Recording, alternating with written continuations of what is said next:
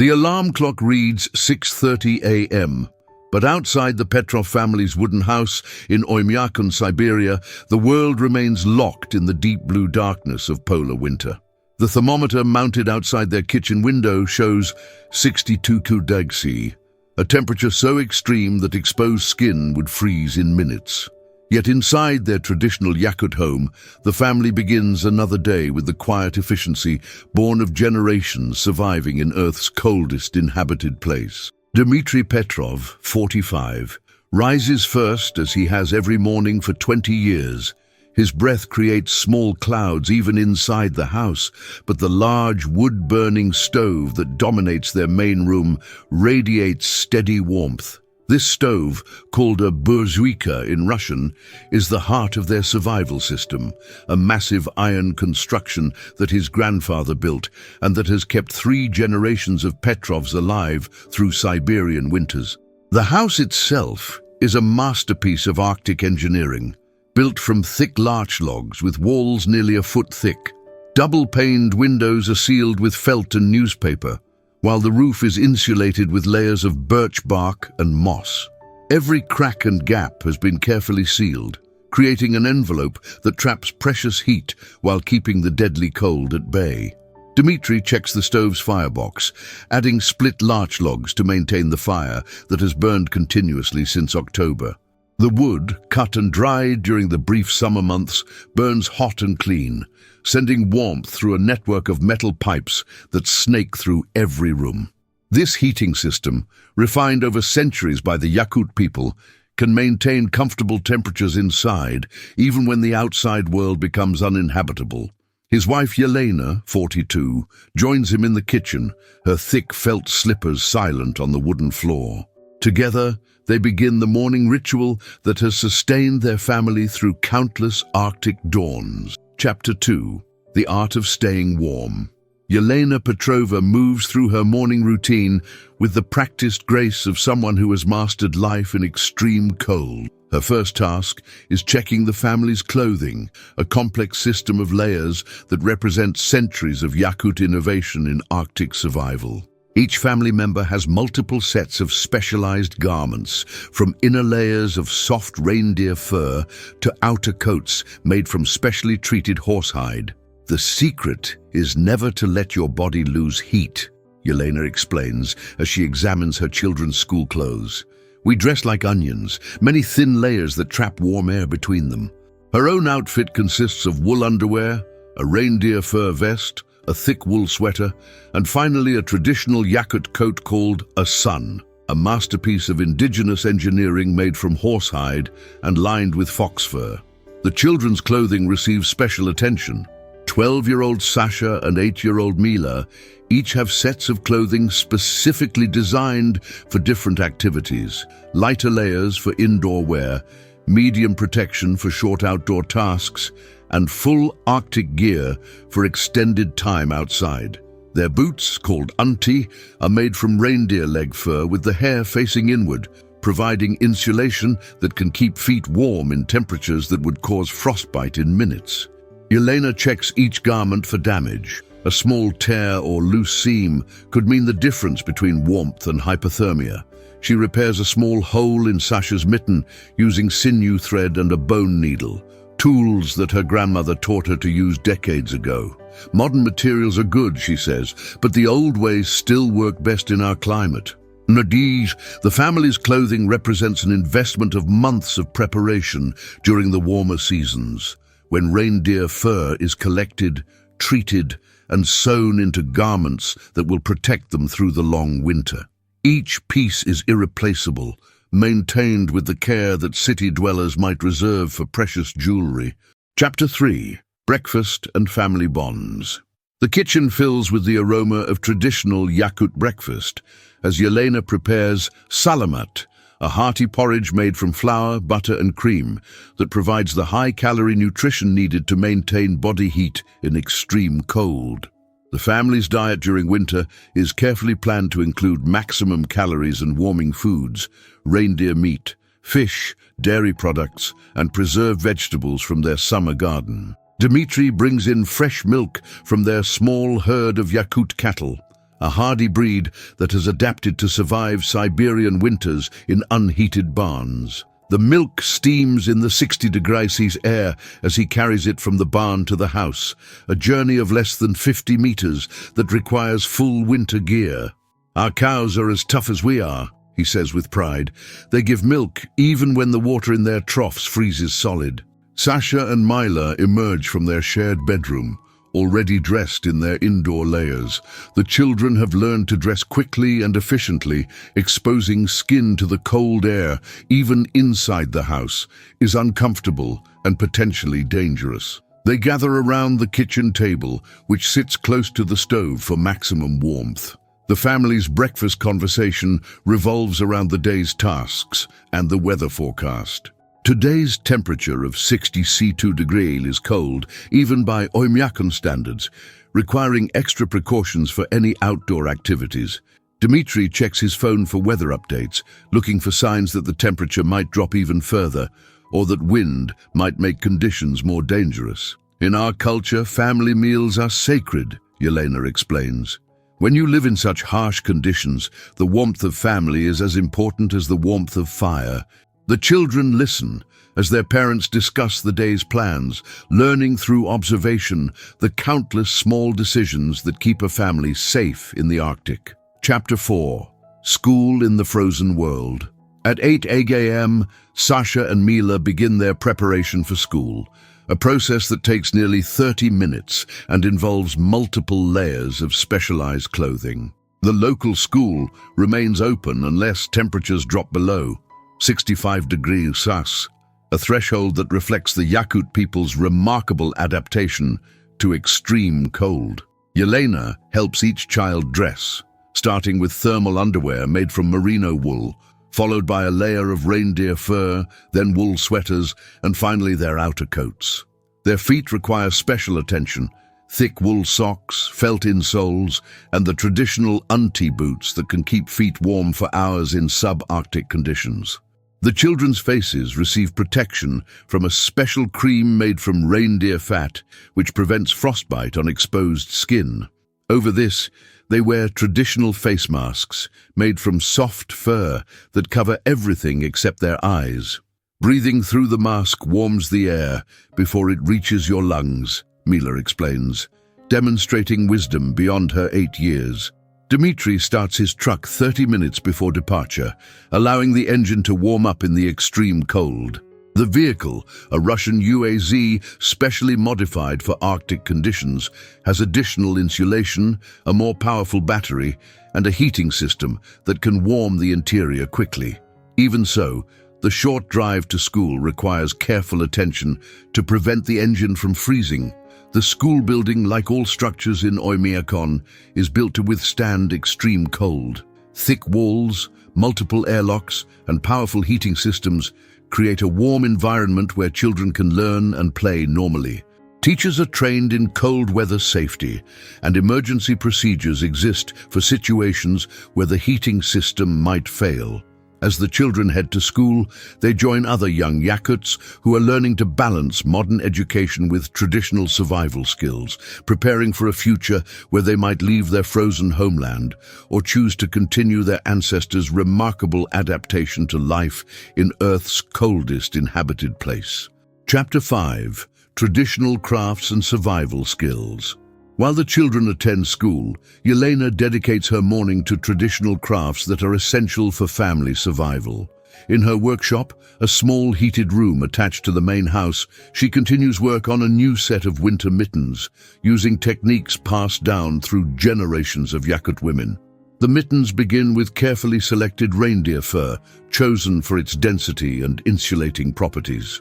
Yelena cuts the pieces using patterns that her grandmother taught her, ensuring that each mitten will provide maximum warmth while allowing sufficient dexterity for daily tasks. The sewing is done with sinew thread, which is stronger and more durable than modern synthetic alternatives in extreme cold. Every stitch must be perfect, she explains while working. A poorly made seam can let in cold air, and in our climate that could be dangerous. Her hands move with practiced precision, creating tiny, even stitches that will hold up to years of use in harsh conditions. The work requires intense concentration, as mistakes cannot be easily corrected. Beside her workbench, Yelena maintains a collection of traditional tools: bone needles, sinew thread, specialized knives for cutting fur, and wooden forms for shaping leather. These tools, many of them made by her father and grandfather, represent centuries of refinement in Arctic craftsmanship. The workshop also contains materials for other essential items: leather for boot repairs, felt for insulation, and various furs for different types of clothing. During the long winter months, Yelena produces clothing and gear for her family, while also taking orders from neighbors who lack the time or skill for such detailed work. This traditional craft work is more than just a hobby or cultural preservation. It's a vital survival skill that keeps her family warm and safe. Modern outdoor gear, while advanced, often fails in the extreme conditions of Oymyakon, making traditional Yakut clothing irreplaceable for true Arctic survival. Chapter 6. Dmitri's Winter Work. Dmitri's workday begins with checking the family's heating system, a complex network of stoves, pipes, and insulation that requires constant maintenance during the winter months. His first task is inspecting the main stove for any signs of damage or inefficiency that could compromise their survival in the extreme cold. The stove burns through approximately 50 kilograms of wood per day during the coldest periods, requiring Dmitri to maintain a carefully managed supply of fuel. His woodshed, built adjacent to the house, contains several tons of larch and birch logs, cut and split during the previous summer when outdoor work was possible. Wood selection is critical, Dmitri explains, as he examines his fuel supply. Larch burns hot and long, perfect for overnight heating. Birch ignites quickly for morning fires.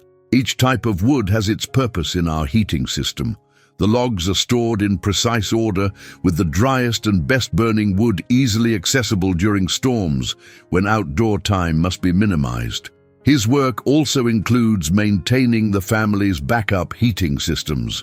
A smaller stove in the children's bedroom provides additional warmth during the coldest nights, while a portable heater can be moved to any room that needs extra heat. These redundant systems ensure that mechanical failure of one heating source won't endanger the family. Dmitri also tends to the family's small herd of cattle and horses, animals that have adapted to survive Siberian winters with minimal shelter. The barn, while unheated, is carefully insulated and positioned to block the worst winds. The animals' body heat, combined with thick bedding of straw and hay, creates a microclimate that allows them to survive temperatures that would kill most livestock. His afternoon is spent preparing for potential emergencies, checking emergency food supplies, testing backup generators, and ensuring that communication equipment remains functional. In Oymyakon, preparation for the unexpected can mean the difference between life and death. Chapter 7. Afternoon Lessons and Cultural Preservation. When Sasha and Mila return from school at 2 p.m., they join their grandmother Valentina for traditional lessons that supplement their formal education. At 68 years old, Valentina is a repository of Yakut cultural knowledge, including survival skills that have kept her people alive in the Arctic for over 1,000 years. Today's lesson focuses on reading weather signs, a skill that can be life-saving in a climate where conditions can change rapidly and dangerously. Valentina teaches the children to observe cloud formations, wind patterns, and animal behavior that indicate approaching storms or temperature drops.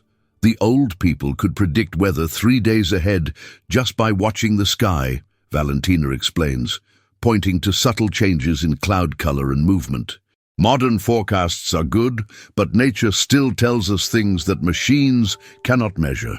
She shows them how to read the behavior of their sled dogs, whose restlessness often indicates approaching storms hours before weather services issue warnings. The children also learn traditional Yakut stories and songs, cultural treasures that carry practical survival information disguised as entertainment. Many traditional tales contain detailed instructions for surviving blizzards, finding food during famines, or treating cold-related injuries using natural remedies. Mila practices traditional throat singing, a Yakut art form that has practical applications beyond cultural expression. The breathing techniques used in throat singing help warm incoming air and strengthen the respiratory system, providing real benefits for people living in extreme cold. Sakha learns to carve bone and wood, skills that allow him to create and repair tools essential for Arctic survival.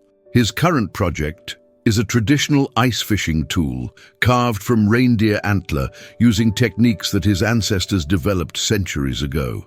These afternoon lessons ensure that traditional knowledge passes to the next generation, preserving not just cultural identity, but practical skills that remain relevant in modern Arctic life. Chapter 8: Evening Preparations and Community. As darkness falls at 4 p.m., the Petrov family begins their evening routine, a series of tasks designed to ensure safety and warmth through the long Arctic night. The temperature has dropped to 64 degrees Celsius, requiring extra precautions for any outdoor activities. Dmitri makes his final check of the heating system, adding extra logs to ensure the fire will burn through the night. He also checks the house's insulation, looking for any gaps or damage that might allow precious heat to escape. In extreme cold, even small air leaks can create dangerous cold spots inside the house. Yelena prepares the evening meal, a hearty stew made from reindeer meat, preserved vegetables, and rich broth that will provide the calories needed to maintain body heat through the night. The family's winter diet is carefully planned to include maximum nutrition and warming foods that help their bodies generate internal heat. The children complete their homework while sitting close to the stove, taking advantage of the warmest spot in the house. Their schoolwork includes both standard subjects and special classes on Arctic survival, ensuring that they learn both modern skills and traditional knowledge. At 6 p.m., neighbors begin arriving for their weekly community gathering, a tradition that provides social connection during the isolating winter months. The Petrovs' house, one of the larger homes in their settlement, often serves as a meeting place where families share news, stories, and mutual support. These gatherings serve multiple purposes beyond social interaction. Neighbors check on each other's welfare, share resources when needed, and coordinate community responses to emergencies. In a place where help from outside might be days away, community cooperation is essential for survival. The evening also includes traditional entertainment, storytelling, singing, and games that have entertained Yakut families through countless Arctic winters. These activities strengthen family bonds and preserve cultural traditions while providing warmth and joy during the harsh season. Chapter 9: Night Routines and Sleep Preparation.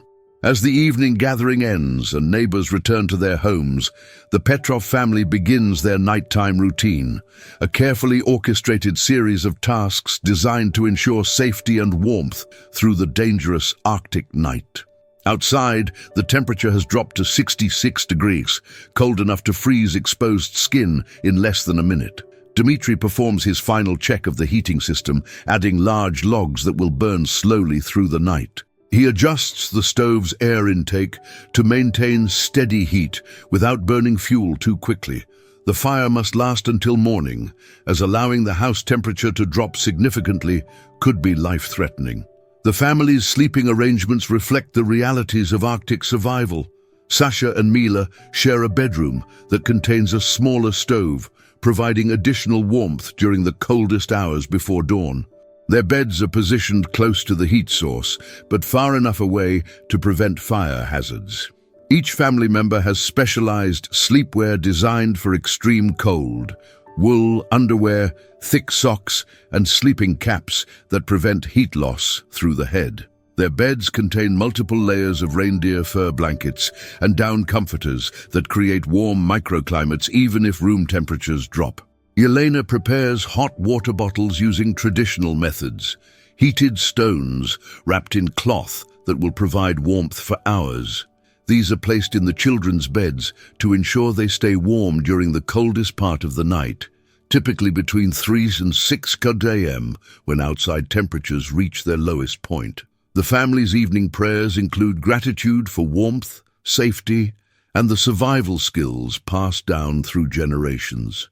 These prayers reflect the Yakut people's deep awareness of their dependence on traditional knowledge and community cooperation for survival in one of Earth's most challenging environments. Before sleep, Dmitri sets multiple alarms to wake him during the night for heating system checks, ensuring that the fire never dies and the family never faces the deadly cold without protection. Chapter 10. Midnight Vigilance and Dawn's Promise.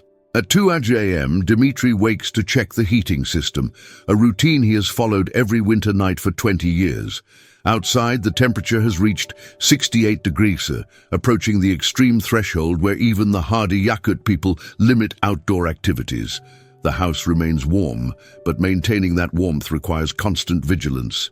He adds fresh logs to the main stove and checks the smaller heaters throughout the house.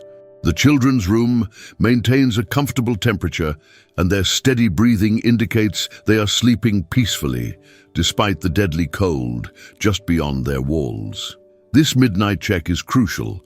Allowing the fire to die could result in indoor temperatures dropping to dangerous levels within hours. Dmitri also monitors weather conditions through his radio, listening for emergency broadcasts that might indicate approaching storms or temperature drops that could threaten the community. The isolation of Oymyakon means that families must be self-sufficient during extreme weather events. At 4 a.m., he performs another heating check, noting that fuel consumption has increased as outside temperatures continue to drop. The woodshed contains sufficient fuel for several more weeks, but he mentally calculates usage rates and plans for potential resupply if the extreme cold continues longer than expected. As dawn approaches at 8 a.m., the family begins another day in their remarkable adaptation to life in Earth's coldest inhabited place. The temperature has stabilized at 65 degrees, still extreme but manageable with their traditional survival systems. The Petrov family's 24-hour cycle demonstrates the incredible human capacity for adaptation and survival. Through centuries of accumulated knowledge, community cooperation, and respect for the harsh environment, the Yakut people have not merely survived in the Arctic, they have created rich, meaningful lives in a place that would be uninhabitable without their traditional wisdom.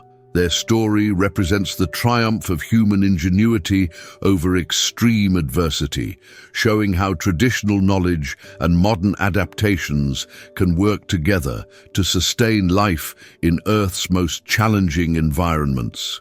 As the sun rises on another Arctic day, the Petrovs continue their ancestors' remarkable legacy of survival, warmth, and community in the frozen heart of Siberia.